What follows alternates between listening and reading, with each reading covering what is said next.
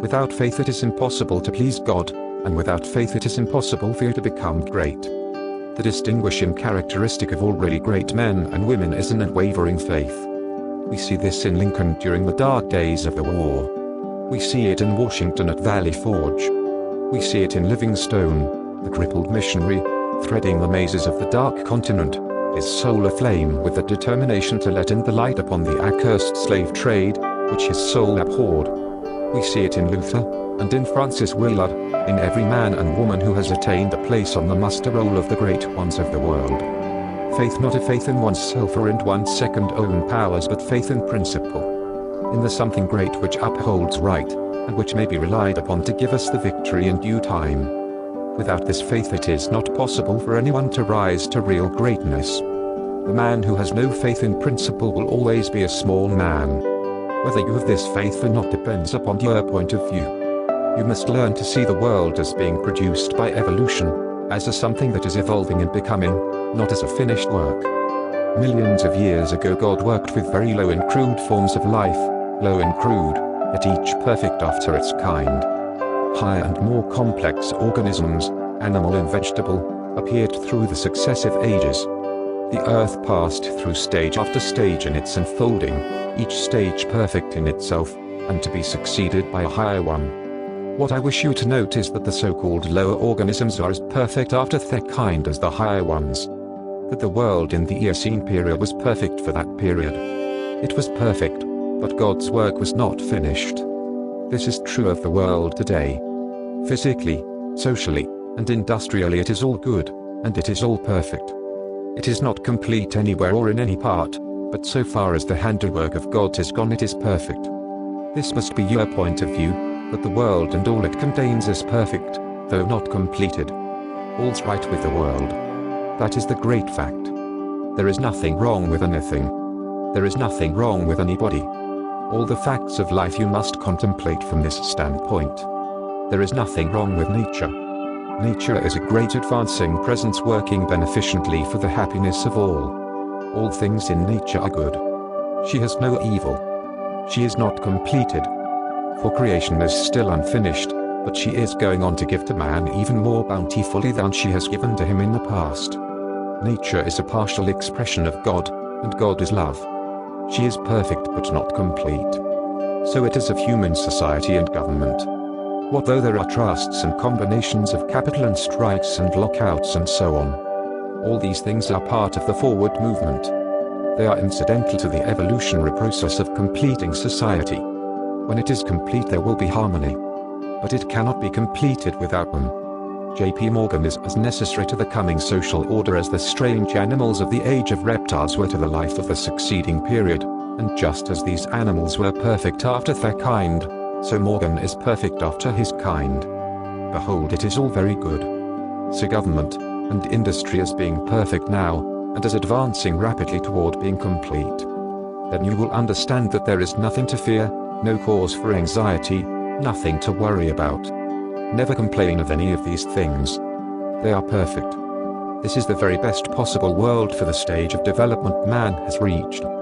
This will sound like rank folly to many, perhaps to most people. What? They will say, are not child labor and the exploitation of men and women in filthy and unsanitary factories evil things? And saloons evil? Do you mean to say that we shall accept all these and call them good? Child labor and similar things are no more evil than the way of living and the habits and practices of the cave dweller were evil. His ways were those of the savage stage of man's growth, and for that stage they were perfect. Our industrial practices are those of the savage stage of industrial development, and they are also perfect. Nothing better is possible until we cease to be mental savages in industry and business, and become men and women. This can only come about by the rise of the whole race to a higher viewpoint.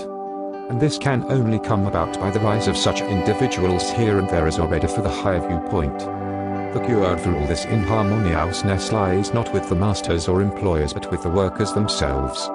Whenever they reach a higher viewpoint, whenever they desire to do so, they can establish complete brotherhood and harmony in industry. They have the numbers and the power. They are getting now what they desire. Whenever they desire more in the way of a higher, purer, more harmonious life, they will receive more. True, They want more now, but they only want more of the things that make for animal enjoyment, and so industry remains in the savage, brutal, animal stage.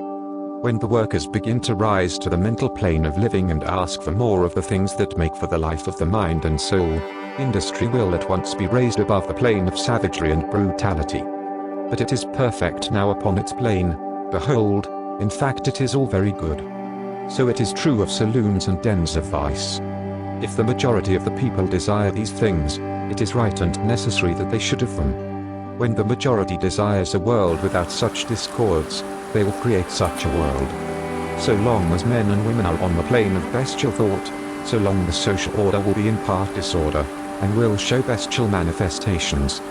The people make society what it is, and as the people rise above the bestial thought, society will rise above the beastly in its manifestations. But a society which thinks in a bestial way must have saloons and dives. It is perfect after its kind, as the world was in the Eocene period, and very good. All this does not prevent you from working for better things. You can work to complete an unfinished society, instead of to renovate a decaying one. And you can work with a better heart and a more hopeful spirit.